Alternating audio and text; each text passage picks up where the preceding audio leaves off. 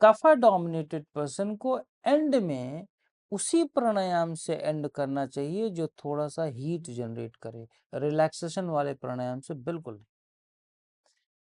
कफा dominated person को अपने left brain को एक्टिव करके ही एंड करना चाहिए।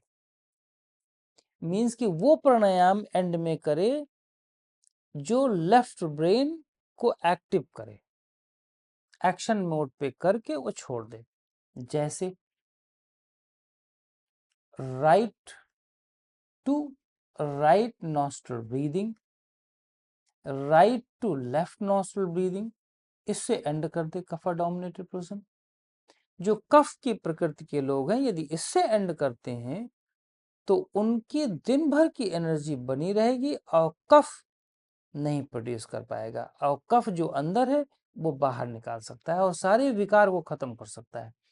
तो स्टार्टिंग कपालभाति और एंड में right to right nostril breathing या right to left nostril breathing, ये डिसाइड कर लो।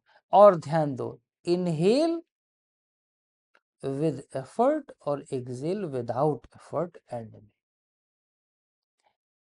शुरुआत में कपालभाति आप जानते ही हैं, तो इस सिस्टम का अगर प्रयोग करके चलेंगे तो बहुत बेहतर होगा कफ से संबंधित कफ प्रकृति के लोगों के लिए।